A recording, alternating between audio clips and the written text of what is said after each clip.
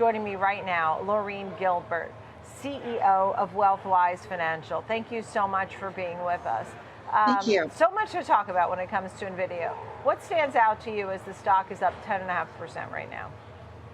Well, what I'd start with is this AI hype is real and it's here to stay. And so we all need to be aware of it, be accustomed to it, and make sure that we're investing in it as investors. As far as NVIDIA is concerned, they did not disappoint. Once again, they are at the forefront and they are working as hard as possible. The biggest reveal was the Blackwell platform that is not only going to be up and running, but actually have revenue realized in 2024. And that's very exciting. I think that's going to drive continued growth. And then what I'd say as far as things to consider is just how far can this growth go? When we look at expectations and consensus, they're expected to double and then double again 2024, 2025. So those are high numbers to meet. And the question is, where are those sales going to come from?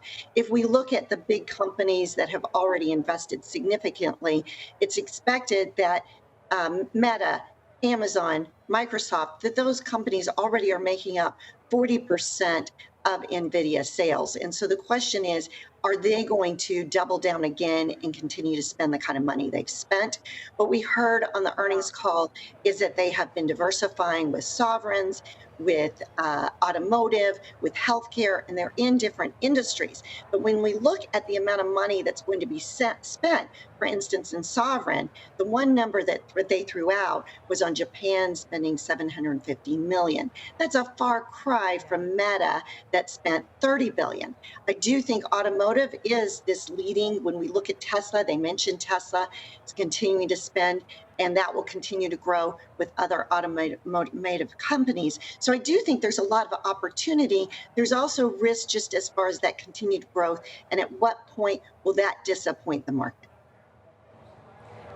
Thank you for all of that. And when we look at this company, we think of its greatness and how well it's run up, and the 540% since early last year, triple-digit revenue profit growth, and this smooth transition to Blackwell, as you noted, that Blackwell system is more advanced. And Jensen noting that every component, every part of our data center is in most complex computer the world's ever made.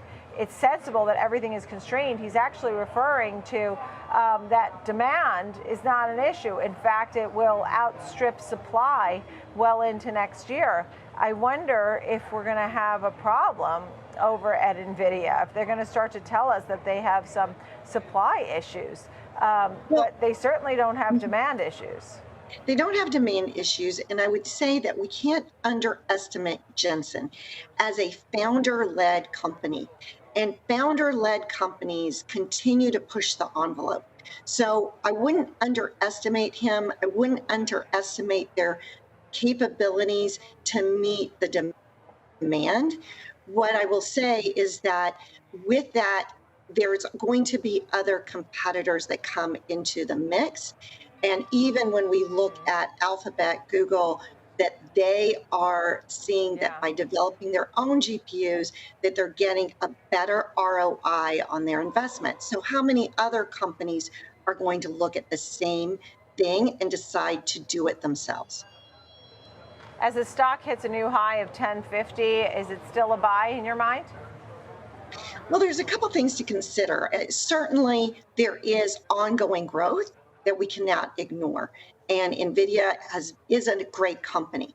We do believe that there are going to be many more opportunities across the spectrum of semiconductors. So when we look at accelerated compute that's expected to grow fourfold over the next 4 years, there are going to be many winners in the space. So we also need to recognize that NVIDIA has lost 50% of its stock price 14 times since it has been a public company. So while there is the upside, there can also be downside.